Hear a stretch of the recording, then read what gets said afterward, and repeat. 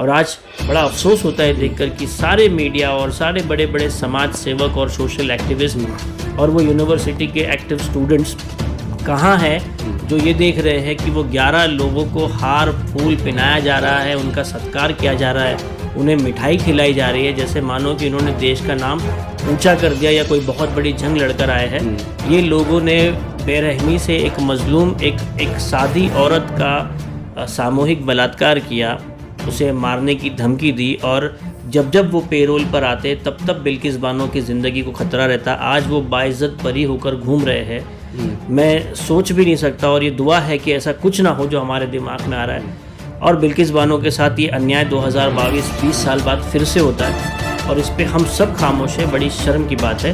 और रास्ते पर मोमबत्तियाँ लगा के और बाबा साहेब अम्बेडकर के आसपास, पुतले के आसपास, स्मारक पर चिल्लाकर नारेबाजी कर भी कुछ नहीं होने वाला। सिर्फ आधे घंटे का शो होता है, वैसा नहीं होना चाहिए। ये लड़ाई लंबी है।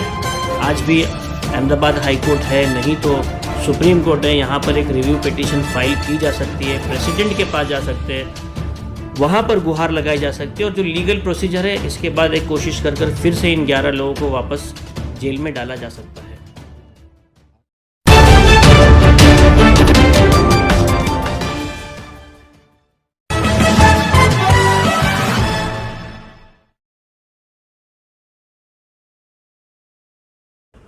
मैं हूं मोइन शेख और आप देख रहे हैं मुमरा टाइम्स। दोस्तों, आज हमारे साथ एक बेहद ही ख़ास मेहमान है जिनसे हम देश के मौजूदा हालात के ऊपर चर्चा करेंगे, विस्तार से चर्चा करेंगे। मैं आपको बता दूं कि हमारे साथ शहर की जानी मानी शख्सियत प्रोफेसर और एडवोकेट हसन बुलानी साहब यहाँ पे मौजूद है। तो हम उनसे बात करेंगे पिछले दिनों देश के अंदर जो घटनाएँ हुई है, ख़ासकर स्वतंत्रता दिवस के आसपास, उसको लेके भी हम उनसे चर्चा करेंगे। और साथ ही 2024 के अंदर जो लोकसभा का जो चुनाव हो वो भी करीब आता जा रहा है, जिसको लेके भाजपा पूरा जोर लगा रही है 2024 के अंदर चुनाव जीतने के लिए। और वो तीसरी बार मोदी जी को प्रधानमंत्री बनाना चाहती है। तो क्या मोदी जी तीसरी बार प्रधानमंत्री बन जाएंगे? इतना आसान है उनका प्रधानमंत्री बन जाना 2024 में? उसके ऊपर भी चर्चा करेंगे। और साथ ही साथ जो महाराष्ट्र की अगर हम बात करें तो यहाँ पे जो टीएमसी और बीएमसी की जो चुनाव है, जो इसी साल फरवरी के अंदर हो जाने चाहिए थे लेकिन वो अब तक नहीं हुए। तो आखिर वो चुनाव कब होंगे महाराष्ट्र में महानगर पालिकाओं के? इसके ऊपर भी हम उनसे विस्तार से चर्चा करेंगे। तो सबसे पहले हम बात करेंगे उनसे जो देश में ये स्वतंत्रता दिवस के आसपास जो घटनाएं घटी है, जिसने पूरे देश को शर्मसार कर दिया, उसके ऊपर हम उनकी राय जानने की कोशिश करेंगे। हसन भाई, आपका स्वागत है हमारे चैनल मुमरा टाइम्स में। सर, मेरा आपसे सबसे पहला ये सवाल है कि हमारे देश को आज़ाद हो गया आज 75 साल हो गया और जिसका जश्न पूरे देश ने बड़ी धूमधाम के साथ मनाया। सभी धर्म समुदाय के लोगों ने इस जश्न को मनाते हुए रैलियां निकाली, अपने अपने घरों मोहल्लों के अंदर तिरंगा फहराया। यहाँ तक है ये भी देखने में आया कि मदरसे के बहुत सारे बच्चों ने भी बढ़ चढ़ के इसके अंदर जश्न में भाग लिया, उन्होंने भी तिरंगे की रैलियां निकाली। लेकिन हमारे जो भारत के प्रधानमंत्री है, जो 15 अगस्त के दिन स्वतंत्रता दिवस के अवसर पे जो लाल किले से जो उन्होंने भाषण दिया था, खासकर उन्होंने तो भाषण में कई बातें रखी थी, लेकिन जो नारी सम्मान और नारी सशक्तिकरण की उन्होंने बात की थी, ठीक उसके विपरीत होता हुआ नज़र आ रहा है। क्योंकि स्वतंत्रता दिवस के कुछ दिन पहले ही जालोर की जो घटना हुई है राजस्थान के अंदर, जहाँ एक दलित मुस्लिम मासूम बच्चा जो 11 साल का था, उसकी गलती ये थी कि उसने स्कूल के अंदर मास्टर के मटके का पानी पी लिया था। तो मास्टर ने उसको इतनी बुरी तरीके से मारा कि इस मासूम बच्चे की मौत हो गई। और दूसरी जो घटना है बिल्किस बानो, जो 2002 के अंदर जो गुजरात के अंदर जो सांप्रदायिक दंगे हुए थे, उन दंगों ने तो हज़ारों लोगों की जानें ले ली थी। बिल्किस बानो उसी दंगों के अंदर घिर गई थी, उसका पूरा परिवार घिर गया था। तो दंगाइयों ने उसके परिवार के सारे सदस्य 7 लोगों को मतलब उनकी हत्या कर दी। उसका छोटा 3 साल का बच्चा था, उसे भी पटक पटक के मार डाला और बिल्किस के साथ में सामूहिक बलात्कार किया गया। जो दोषी थे उन्हें सजा हुई। लेकिन अभी ये जो 15 अगस्त गए स्वतंत्रता दिवस, उसी दिन मतलब गुजरात के अंदर वहाँ की सरकार ने तमाम दोषियों को, जो बिल्किस बानो के जो दोषी थे, उनको बाइज्जत रिहा कर दिया जेल से।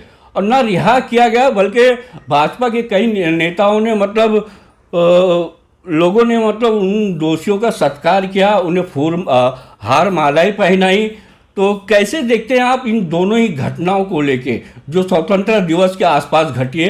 क्या राय है तुम्हारी इस बारे में? सबसे पहले मोइन भाई, आपका और मुमरा टाइम्स का बहुत बहुत शुक्रिया। मैं दर्शकों को बता दूं कि कुछ ही दिनों पहले मोइन भाई की तबीयत काफ़ी ख़राब थी, तो आप लोग जितने भी लोग देख रहे हैं वो मोइन भाई की अच्छी सेहत के लिए दुआ करें। और माशाल्लाह अभी काफ़ी फ़िट लग रहे हैं और बहुत जोश व खरोश से सवाल कर रहे हैं। बिल्कुल आपने बिल्कुल सही फरमाया कि दो ऐसे वारदात हमारे देश में हुई जिससे हमें ये सोचने में मजबूर कर दे रहे हैं कि हमारे देश को 75 साल हो गए आज़ादी को हासिल करने के बाद, और क्या सही मायने में हम लोग अभी भी आज़ाद है। देखिए, जो अभी मौजूदा हुकूमत है, जो एनडीए की गवर्नमेंट है, जिसके प्रधान सेवक प्राइम मिनिस्टर नरेंद्र मोदी है, जो अपने आप को सबका साथ सबका विकास और मैं चौकीदार और न जाने क्या क्या नामों से बुलाते हैं, इसमें कोई दो राय नहीं कि उनकी कथनी और करनी में काफ़ी फ़र्क है। बोलते कुछ और है और करते कुछ और है, और इससे पूरा देश अभी पीड़ित है, काफ़ी परेशान है।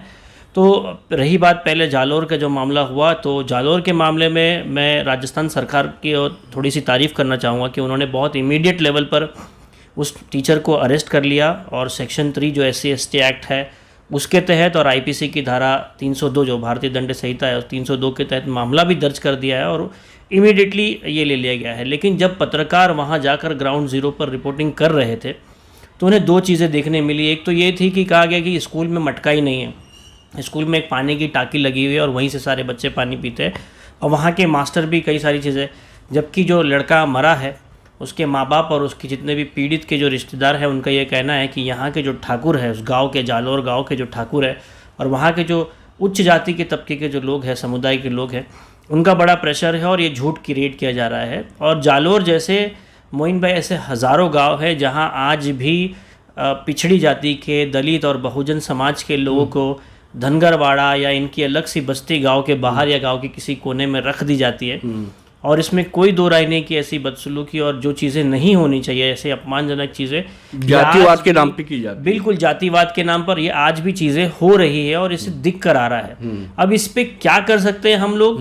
तो हम अगर देखें तो जो बहुजन समाज है, इसमें SC/ST, OBC, दलित और तमाम पिछड़े वर्ग के लोग आ गए, इनका अगर देख लो तो इन्हें बहुत बहुत बड़े पैमाने पे साजिश के तहत तोड़ा गया है और ये इतने टुकड़ों में बट चुके हैं कि ये एक साथ उठकर खड़े होकर बात नहीं कर पाते, अपनी आवाज़ नहीं उठा पाते। और ये अभी की बात नहीं है, पिछले 100-200 साल से है। बहुत बड़ा एहसान है भारत रत्न श्री डॉक्टर बाबा साहेब अम्बेडकर का, जिन्होंने ये संविधान दिया और ऐसे पिछड़ी जाति के लोग या अल्पसंख्यक या कम तादाद में रहने वाले, अक़लियत में रहने वाले लोगों के लिए वो तमाम संवैधानिक हक दिए। बस उसका बेहतरीन इस्तेमाल करना हमारा एक मकसद होना चाहिए। और आज भी हमारे देश का जो संविधान है और उसके साथ में जो भी जुड़े हुई जितनी भी संस्थाएं हैं, जैसे हमारा कोर्ट है, हमारी न्यायपालिका के साथ में हमारा पार्लियामेंट है, ये आज भी उसी तरह से मजबूती से खड़े हैं इन सबको न्याय दिलाने के लिए। बस शर्त ये है कि जो पीड़ित है वो हार ना माने। सत्य जो है, जो सच है, वो परेशान हो सकता है लेकिन पराजित हार नहीं सकता। इस चीज़ पर हमें कोशिश करती रहनी चाहिए। और बिल्किस बानो के साथ में जो बिल्किस के साथ देखो, वो बिल्किस हमारी बहन, उसके साथ में 2 बार एक गलत हुआ, 2 बार उसके साथ में कहीं ना कहीं बोलते ना एक बायस डिसीजन होता है, पार्शियलिटी उसके साथ हुई। एक तो 2002 में उसे इतने साल लग गए बताते हुए अपनी चीज़ों को प्रूव करने के लिए। 8 से 10 साल वो बिल्किस बानो, उसका शौहर, उसका पूरा परिवार अपने हक की लड़ाई लड़ने की कोशिश करता रहा। 8-10 साल बाद जब उसे उसकी हक की लड़ाई पे जीत मिली और जिन लोगों ने बर्बरता से सामूहिक बलात्कार किया था 11 लोगों को, उनको सज़ा मिली। और आज बहुत शर्म की बात है, ये वही देश है जहाँ पर राष्ट्रपति के घर पर आकर उसके घर पर अटैक करने की कोशिश कर दी जाती है जब निर्भया जैसा कोई कांड हमारे देश में होता है। प्रधानमंत्री और इस देश के रक्षा मंत्री के मुंह पर चप्पलें, उनके फ़ोटो पर चप्पलें मारने का वाक़या हमारे सामने पेश आया जब निर्भया जैसा मामला आया। और आज बड़ा अफसोस होता है देखकर कि सारे मीडिया और सारे बड़े बड़े समाज सेवक और सोशल एक्टिविस्ट और वो यूनिवर्सिटी के एक्टिव स्टूडेंट्स कहाँ हैं जो ये देख रहे हैं कि वो 11 लोगों को हार फूल पहनाया जा रहा है, उनका सत्कार किया जा रहा है, उन्हें मिठाई खिलाई जा रही है, जैसे मानो कि उन्होंने देश का नाम ऊंचा कर दिया या कोई बहुत बड़ी जंग लड़कर आए हैं। ये लोगों ने बेरहमी से एक मजलूम एक सादी औरत का सामूहिक बलात्कार किया, उसे मारने की धमकी दी, और जब जब वो पेरोल पर आते तब तब बिल्किस बानो की ज़िंदगी को खतरा रहता। आज वो बाइज्जत बरी होकर घूम रहे हैं। मैं सोच भी नहीं सकता, और ये दुआ है कि ऐसा कुछ ना हो जो हमारे दिमाग में आ रहा है। और बिल्किस बानो के साथ ये अन्याय 2022 साल बाद फिर से होता है, और इस पे हम सब खामोश है। बड़ी शर्म की बात है। और रास्ते पर मोमबत्तियाँ लगा के और बाबा साहेब अम्बेडकर के आसपास, पुतले के आसपास, स्मारक पर चिल्लाकर नारेबाजी कर भी कुछ नहीं होने वाला। सिर्फ आधे घंटे का शो होता है, वैसा नहीं होना चाहिए। ये लड़ाई लंबी है। आज भी अहमदाबाद हाई कोर्ट है, नहीं तो सुप्रीम कोर्ट है, यहाँ पर एक रिव्यू पिटीशन फाइल की जा सकती है, प्रेसिडेंट के पास जा सकते हैं, वहाँ पर गुहार लगाई जा सकती है, और जो लीगल प्रोसीजर है इसके बाद एक कोशिश कर फिर से इन 11 लोगों को वापस जेल में डाला जा सकता है। हसन भाई, अभी थोड़ी देर पहले आपने मतलब ये कहा कि मतलब ना भारत के हर नागरिक को न्यायपालिका पे भरोसा करना चाहिए, और करना भी चाहिए, उसके जो फैसले आते हैं उसका सम्मान भी करना चाहिए। लेकिन हाल ही के कुछ सालों में ऐसा देखने में आया कि जो न्यायालय की तरफ से जो जजमेंट आए, जैसे कि मतलब बात अगर बाबरी मस्जिद के जजमेंट की करें, या फिर इसके अलावा हाल ही में जो जकिया जाफरी का जो मामला था कोर्ट का, जिस तरीके से मतलब उसका मतलब फैसला आया और प्रधानमंत्री मोदी को एकदम क्लीन चिट दे दी गई, और हाल ही के अंदर जो ये बिल्किस बानो का जो केस था उसका जो जजमेंट आया, तो ये जो जजमेंट जिस तरीके से आया है न्यायालय की तरफ से, उससे कहीं ना कहीं लोगों का जो मतलब जो न्यायालय के प्रति जो भरोसा था वो कहीं ना कहीं कमज़ोर होता हुआ दिखाई दे रहा। आप भी देख रहे होंगे सोशल मीडिया पे इस तरीके के मतलब जजमेंट को ले खिलाफ ट्वीट आ रहे हैं, फेसबुक के ऊपर वो लोग मतलब डाल रहे हैं। तो कैसे देखते हैं इन मामलों को आप? बिल्कुल सही फरमाया आपने। हाल ही में जो डिसीजंस आए, और बहुत बुरी बात है ये, कुछ ऐसे डिसीजंस आते हैं जहां पर ट्विटर पर अचानक से सुप्रीम कोर्ट की जगह सुप्रीम कोठा बोलकर ट्रेंड किया जाता है। सुप्रीम कोर्ट को लोग सुप्रीम कोठा बोल देते हैं, ये गलत है।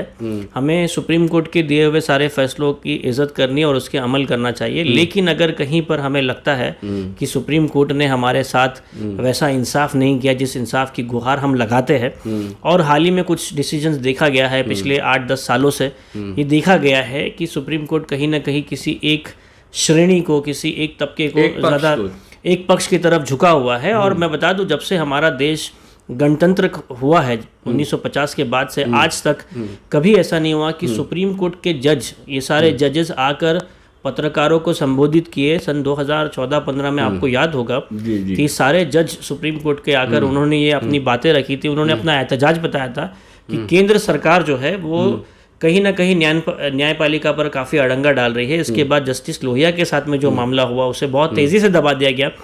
जस्टिस लोहिया का मामला आज भी उतना ही पेचीदा है कि क्या हुआ। आप सोच सकते हैं कि सुप्रीम कोर्ट का जज अगर पत्रकारों के सामने आकर बता रहा है कि कितनी तकलीफ और प्रेशर के साथ वो लोग काम कर रहे हैं, जस्टिस लोहिया जैसे इतने बड़े जज के साथ में अगर ऐसा हो जा रहा है कि उनकी जान चली जा रही है और अब तक के क्लियर हमें इन्फॉर्मेशन नहीं मिल रही, तो आप खुद सोच सकते हो कि न्यायपालिका का क्या है। और जिस देश में ऐसे हालात रहे हैं, आप खुद देखिए कि उन देशों का आगे जाकर हालात बहुत ख़राब हुए हैं, फिर चाहे वो लीबिया रहे, इराक रहे, या फिर श्रीलंका रहे, या इसके अलावा कई सारे अफ्रीका और साउथ अमेरिका के ऐसे देश हैं, कई सारे यूरोप के भी देश हैं जहाँ पर ऐसे अस्थिरता निर्माण हो जाती है जब आप किसी एक समुदाय, एक जाति, एक पक्ष, एक ताकतवर पार्टी की तरफ आपके डिसीजंस आने लग जाते हैं। क्योंकि लोगों की जो सहनशीलता है, सब्र करने का जो मादा है, वो एक बार आकर फट जाता है, टूट जाता है, और ये कई बार देखा गया है। तो मेरी भी यही उम्मीद है, अभी भी सुप्रीम कोर्ट पे पूरा भरोसा है कि सुप्रीम कोर्ट अभी भी बैलेंस्ड और ऑब्जेक्टिव जो बोलते हैं दोनों पक्ष को सुनकर फैसला ले। और अगर ये नहीं कर पाएगा, किसी के दबाव में आकर अगर सुप्रीम कोर्ट कहीं ना कहीं एक तरफ झुका हुआ निर्णय दे रहा है, तो आने वाले दिन हमारे देश के लिए अच्छे नहीं होंगे, और मैं अल्लाह से दुआ करता हूँ कि ऐसा ना हो। और हसन भाई क्या कहना चाहोगे, जैसे कि आप भी देख रहे हैं कि 2024 के लोकसभा का इलेक्शन जो है वो भी दिन ब दिन करीब आता जा रहा है, उसको लेके भी भाजपा की तरफ से पूरी तैयारी जोर शोर से चालू है, और वो तीसरी बार भी भारत के जो प्रधानमंत्री नरेंद्र मोदी चुनाव जिता के उन्हें तीसरी बार प्रधानमंत्री बनाना चाहती है पूरी भाजपा पार्टी। तो क्या लगता है कि इतना आसान है अब की बार नरेंद्र मोदी जी का प्रधानमंत्री बनना 2024 के अंदर? इतना मतलब उनकी राह आसान नज़र आती है, खासकर जब बिहार के अंदर नीतीश कुमार ने जिस तरीके से पिछले दिनों मतलब बीजेपी से नाता तोड़ के आरजेडी के साथ हाथ मिला के वहाँ अपनी सरकार बनाई है, और एक बड़े चुनौती देते हुए वो नज़र आ रहे हैं मोदी जी को। तो क्या लगता है आपको, क्या हो सकता है 2024 के अंदर? क्या एक बार फिर नरेंद्र मोदी की सरकार बनेगी तीसरी बार इस देश के अंदर? इतना आसान है प्रधानमंत्री बनना मोदी साहब का? देखिए, अगर चुनाव की बात करें तो मुझे लगता है अभी तकरीबन 26 या 28 महीने बाकी है।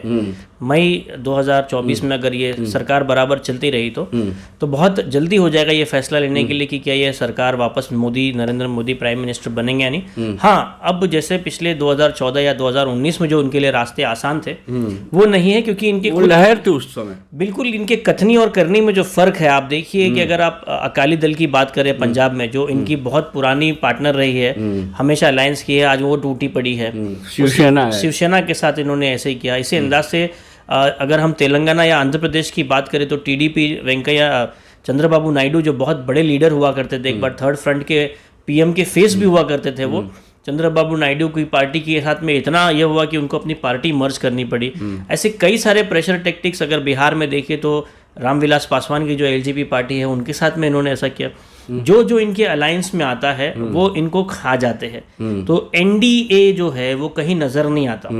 पूरे के पूरे जो टॉप मिनिस्ट्रीज है उसमें बीजेपी ही नजर आती है, जिससे इनके जो साथी पार्टियां हैं वो खुद भी, जिसमें नीतीश कुमार एक बहुत बड़ा चेहरा है जो अब नहीं है एनडीए में, तो ये साफ नजर आता है कि जैसे एनडीए होता है, ठीक है, नेशनल डेमोक्रेटिक अलायंस के नाम पे जो बीजेपी इलेक्शन लड़ती है वो उतना आसान नहीं है, क्योंकि बीजेपी का जो दबदबा है वो सिर्फ और सिर्फ हिंदी भाषा वाले जो राज्य है, मध्य प्रदेश, बिहार, यूपी, उत्तर प्रदेश, राजस्थान और दिल्ली वगैरह के, अगर आप साउथ में देखिए तो ओडिशा में आज भी कहीं ना कहीं बीजू जनता दल जो है, नवीन पटनायक का दबदबा है, ममता बनर्जी का है, जो स्थानिक और लोकल पार्टीज है उनका काफ़ी अच्छा दबदबा है। महाराष्ट्र में शिवसेना, राष्ट्रवादी का काफ़ी अच्छा खासा हिसाब किताब है। उसी अंदाज से आप देखिए तो अगर तेलंगाना की बात करें, जहाँ पर अगर मैं गलत नहीं तो 18 से 20 एमपी की सीट है, वहाँ पर भी वहाँ के जो चीफ मिनिस्टर है केसीआर, तो उन्होंने भी ओपनली मतलब मोदी के खिलाफ बोलना शुरू कर दिया है। इसी अंदाज से जो स्टालिन की गवर्नमेंट तमिलनाडु में है, वहाँ पर भी 28 के आसपास एमपी की सीट से जो डीएमके की सरकार है वो कांग्रेस के साथ रहती है। तो इस बार रास्ता बहुत मुश्किल है, और अगर विपक्ष ने बहुत सोच समझकर काम किया तो आसान हो जाएगा। इसमें सबसे बड़ा रोल जो है वो कांग्रेस पार्टी का है। कोई भी विपक्ष, कोई भी सरकार नई बनने की अगर बात करे तो वो बिना कांग्रेस के नहीं बन सकती। और कांग्रेस को भी ये पता है कि कांग्रेस का सबसे बुरा परफॉर्मेंस जो रहा 2019 में रहा, बावजूद उसके 45 सीट्स उनको मिली, जो सेकंड सबसे बड़ी पार्टी है। अगर कांग्रेस तरीके से मेहनत करे तो ये 45 को 100 और 150 बनाने में उन्हें वक्त नहीं लगेगा। कांग्रेस एक ऐसा फेविकॉल है जो सारी छोटी छोटी पार्टियों को जोड़कर ही काम कर सकता है, और लोगों को कांग्रेस की लीडरशिप को एक्सेप्ट करनी पड़ेगी, और जितनी भी छोटी छोटी पार्टीज हैं वो कांग्रेस के साथ जुड़कर ही देश के खिलाफ या एनडीए के खिलाफ एक सरकार बना सकते हैं। और असल में सबसे आखिर में हम बात करेंगे महाराष्ट्र की। जैसे कि महाराष्ट्र के अंदर जो बीएमसी और टीएमसी के जो चुनाव होने थे वो इसी साल फरवरी महीने में हो जाने चाहिए थे, लेकिन किसी कारण मतलब वो नहीं हो पाए, और अभी इस वक्त ये अगस्त का महीना चल रहा है। तो ये संभावना जताई जा रही थी कि हो सकता है कि अक्टूबर में चुनाव होंगे, लेकिन मुझे तो ऐसा लगता नहीं है कि अक्टूबर में भी चुनाव होंगे। तो मैं आपसे जानना चाहता हूँ कि आखिर बीएमसी और टीएमसी के चुनाव महाराष्ट्र में कब होने जा रहे हैं, और क्या अपडेट है आपके पास जो आप हमारे दर्शकों के साथ साझा करना चाहेंगे? अगर आप अभी फ़िलहाल जो राज्य निवडणूक आयोग, स्टेट इलेक्शन कमीशन का जो काम देखा तो पूरा ठप हो चुका है। वो कोई भी नए नोटिफिकेशन नहीं निकाल रहे, उल्टा उन्होंने पुराने सारे जो नए खाके बनाए हुए थे, वार्ड रचना और 3 के पैनल की जो सारे लोगों ने सोड़त चिट्ठी जो निकाले थे वो सारी चीज़ों को होल्ड कर दिया है इन्होंने। अब जो 4 का पैनल की बात चल रही है तो मुझे लगता है कि आने वाले फरवरी 2023 में 1 साल बाद ही ये इलेक्शन हमारे मुमरा ठाणे महानगर पालिका का होगा। 3 चरणों में होने जा रहा है, तो नवंबर से इलेक्शन की प्रक्रिया शुरू हो सकती है जो म्युनिसिपल कॉरपोरेशन के इलेक्शन है, और बीएमसी और हमारे ठाणे महानगर पालिका का इलेक्शन फरवरी 2023 में ही होगा। लेकिन मैं आपको बता दूं कि अगर आप देख सकते हैं अभी जो हमारे राज्य की हालत है, इसमें जो हमारे मुख्यमंत्री जो थे पहले, माजी मुख्यमंत्री उद्धव ठाकरे, ये अब तक के लिए पब्लिक रैलीज और अब तक के पब्लिक में गए नहीं हैं। और उनके बेटे जो है आदित्य ठाकरे, अगर आप देखो तो बहुत बड़ा पब्लिक का जनसैलाब आ रहा है। और जो शिवसेना जिसमें लोग टूटकर एकनाथ शिंदे का जो गठ बना है, अगर आप देखो तो दोनों की जगह पर उद्धव ठाकरे का जो ग्रुप है, गठ है, वो काफ़ी पल्ला भारी नज़र आ रहा है। तो मुझे नहीं लगता कि बीएमसी में शिवसेना को हटाकर बीजेपी सरकार बना पाएगी, और अगर बना पाएगी तो एथिकली ईमानदारी से नहीं बना पाएगी। बहुत पापड़ बेलने पड़ेंगे, बहुत जिद्दोजहद करनी पड़ेगी, क्योंकि ठाकरे जो नाम है ये मुंबई से जुड़ा हुआ है, जिसको बोलते हैं कि Mumbai is Thackeray and Thackeray is Mumbai. हमेशा कहा जाता था पत्रकारिता में कि मुंबई जो है वो ठाकरे और ठाकरे जो है मुंबई है। तो बहुत मुश्किल बात है कि बाला साहेब ठाकरे के सुपुत्र उद्धव जी ठाकरे को बीएमसी से हटाया जाए और उनके हराया जाए। ये मुश्किल लगता है, लेकिन नामुमकिन नहीं है। और ये तो उद्धव ठाकरे की अग्नि परीक्षा है। अगर वो बीएमसी जीत गए तो मुझे नहीं लगता कि आने वाले इलेक्शन में, जब स्टेट का इलेक्शन होगा, वहाँ पर शिवसेना वापस अपना हुकूमत नहीं बनाएगी। शिवसेना खुद अपनी गवर्नमेंट बना सकती है, इतना पावर होगा अगर बीएमसी शिवसेना उद्धव ठाकरे वाली शिवसेना जीतती है तो। और सबसे आखिर में लास्ट सवाल पूछ के मैं अपनी बात ख़त्म कर दूँगा आसन भाई। ये तो हो गई देश की बात, महाराष्ट्र की भी हम ऊपर हमने चुनाव कब हुई उसके ऊपर चर्चा की। जैसे कि आपके कहने के मुताबिक जो टीएमसी का जो चुनाव है वो अगले साल फरवरी महीने में हो सकता है, मुझे लगता है। हाँ, आपको ऐसा लगता है? तो अगर फरवरी में मतलब चुनाव होता तो ये चुनाव जो है टोटल मतलब 1 साल मतलब है ना पीछे चला जाता है, तो इसका फ़ायदा किसको होगा? कौन सी पार्टी को होगा? मुमरा की जो सत्ता पक्ष पार्टी है उसको इसका फ़ायदा होगा चुनाव लेट होने का, या जो विपक्ष है उसको फ़ायदा होगा? किसको फ़ायदा होगा? ये सवाल आखिरी और बहुत छोटा नहीं है, बहुत डिटेल है। अभी जो मुमरा में विपक्ष है ये आप देखिए तो छोटे छोटे टुकड़ों में है। अगर आप देखें तो फरत शेख नाम की एक यंग लीडर है जो मुस्लिम लीग के नाम से लीडरशिप करती है। इसी तरह से आम आदमी पार्टी के डॉक्टर अबू अल्तमश फैजी और वो है। सैफ पठान जो है वो एमआईएम की भागदौड़ संभाल रहे हैं। इसी अंदाज से राष्ट्रवादी में एक नाराज बहुत बड़ा ग्रुप है जो कभी कभी एमआईएम की तारीफ करता है, कभी कभी शिवसेना की तारीफ करता है, कभी कभी शिंदे की तारीफ करता है, कभी कभी वो राष्ट्रवादी के नेताओं के हाथ में फोटो निकालता है। ये वो ला भरोसे बेभरोसे लोग होते हैं जो कहीं भी लास्ट मोमेंट पे पलटी मारते हैं। जो फिलहाल 2017 के इलेक्शन में एनसीपी में थे, ये 22-23 के जो इलेक्शन होंगे वो कहीं और भी नजर आएंगे। तो अब जो टूटा हुआ है, मुझे ऐसा लगता है कि अभी अगर आज 1-2 महीने में इलेक्शन हो तो राष्ट्रवादी कांग्रेस फिर से उभर कर आएगी एक बड़ी पार्टी बनकर मुमरा प्रभाग समिति या मुमरा के एरिया में। और अगर एक ऐसी गांठ, एक ऐसी डोर जिसको बैठ कर ये एक रूम में 7-8 मुमरा के जो अपक्ष के लोग हैं जिनके मैंने नाम लिए, अगर ये बैठ कर एक साथ में तय करते हैं कि इसमें एमआईएम इतना लड़ेगी, कांग्रेस इतना लड़ेगी, आम आदमी इतना लड़ेगी, मुस्लिम लीग इतना लड़ेगी, और एसडीपीआई पीएफआई जो है पॉपुलर फ्रंट वो काफ़ी अच्छा काम कर रही है, अब्दुल मतीन शेखानी, इमरान भाई, लोग सब है।